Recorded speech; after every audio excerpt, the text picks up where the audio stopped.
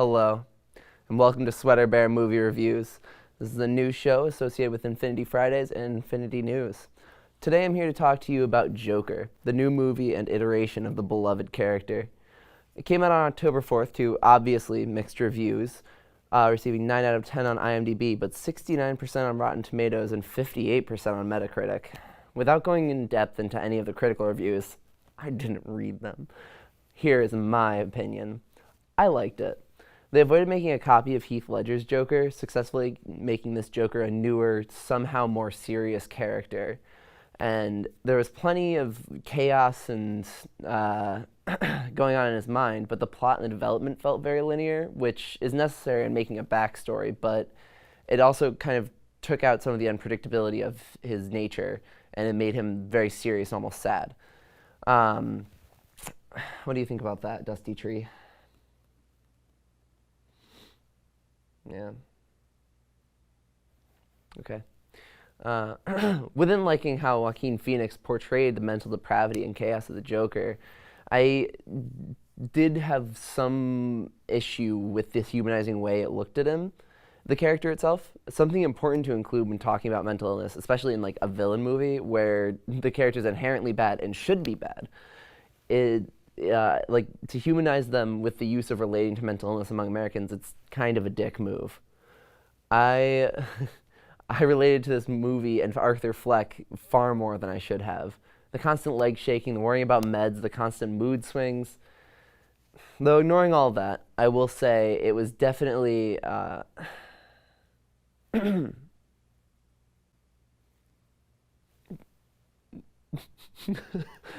ignoring all of that, I will say it was definitely entertaining. Once you wrap yourself up in the character of the Joker and you care about his story, while knowing where it will end up anyway, the movie seems pretty cool. I mean, it does make a triumph out of mental illness involving guns, violence, rioting, and class warfare, which you should not watch this movie if you don't want to see that, or you can't ignore it. I won't spoil it beyond that, though. Now, go watch some clips of the Joker laughing at someone else's voice. They're hilarious, and all over Twitter. Thank you for watching Sweater Bear Movie Reviews.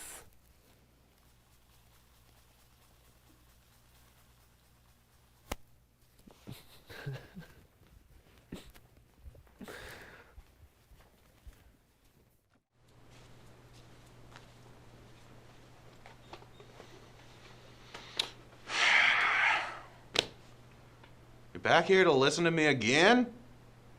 Did I tell you to run off? Alright. Well, today I'll tell you something new. Except it ain't new. It happened almost 60 years ago. That's incorrect math. It happened in 1955. Back in Kentucky, in Hopkinsville. There was this old farmhouse, about 11 people.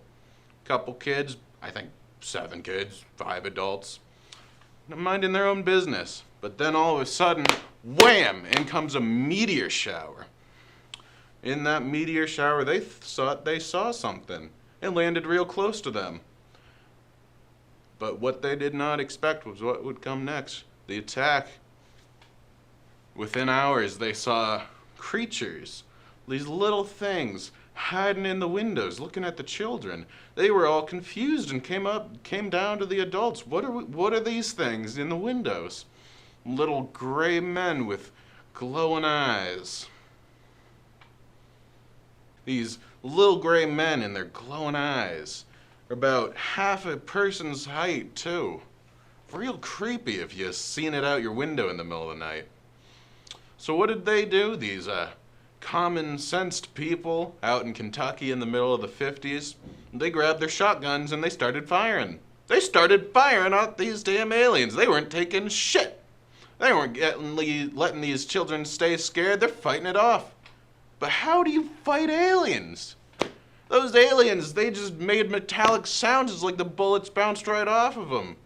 Nothing happened. And they just kept going for hours and hours until eventually they made a run for it.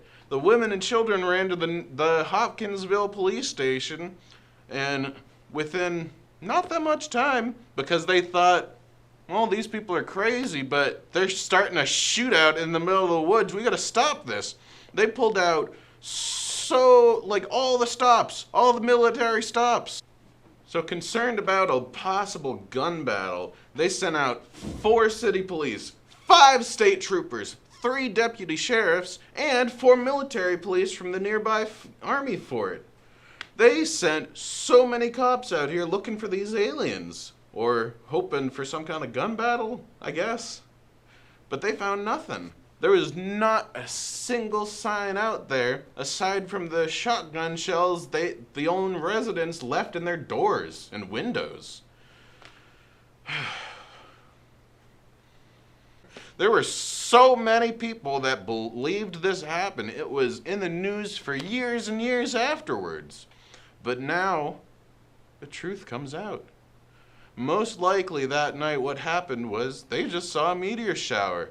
There were no ships down there. They didn't even hear a crash. They heard something go down. They saw something go down and heard a sizzling. That sizzling's like the sound of a meteor burning up in the atmosphere before it doesn't touch the earth.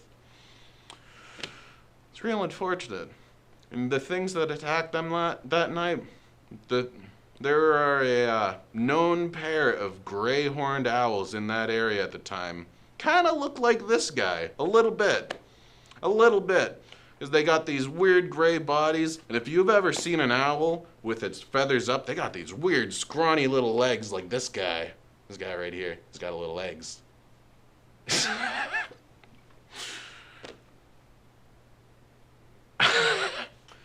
But yeah, there was a known pair of gray-horned owls that were very territorial and very hostile in that area. Obviously, a meteor shower would have spooked them too, so they were probably out looking for somewhere safer to be and happened upon this house. Maybe they wanted to take shelter under one of the roofs or something, but they saw all these people moving around inside that were confusing them.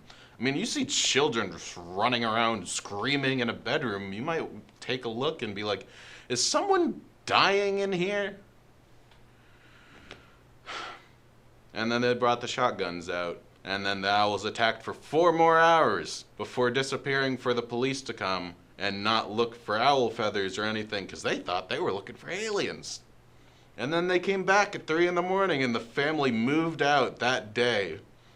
The next day the neighbors were around and were like, yeah, they came back and they packed up at 5 in the morning. They are long gone. They don't want anything else to do with this. Those dang owls ruined a perfectly good home.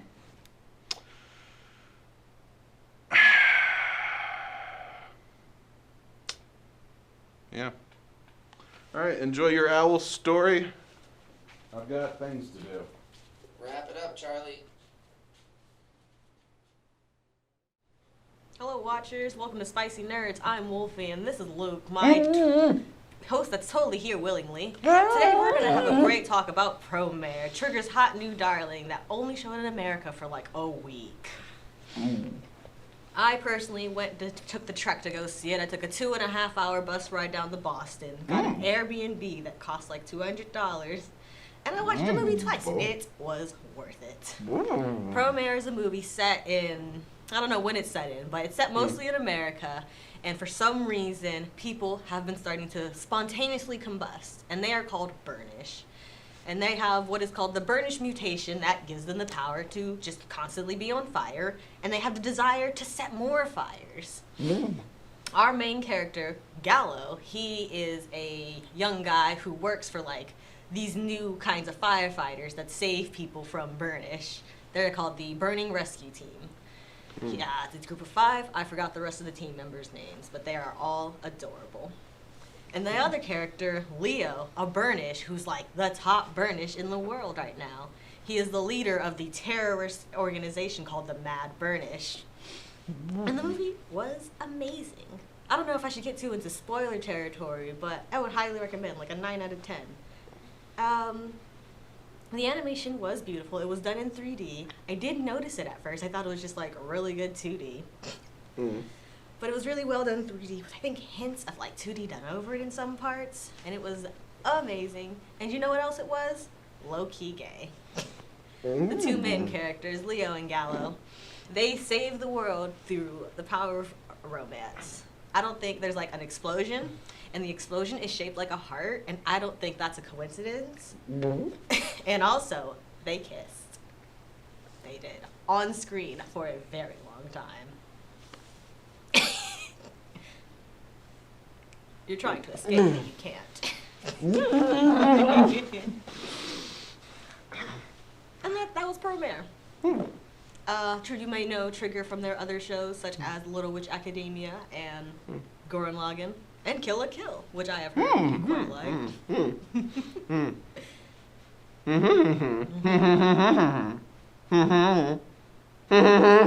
You guys can't hear him, but I can. That's He said he loves spending his day with Wolfen. He was loved to Kill la Kill. And that's his little dance. I love his little dance. You having fun over there? He is. And that is all I have to say about Promare. Definitely check it out when you get the chance. Apparently they're going to do one more last showing in America sometime in December. So check your listings. Take a 2-hour bus ride. Go see it. That's him signing off. Don't mind him.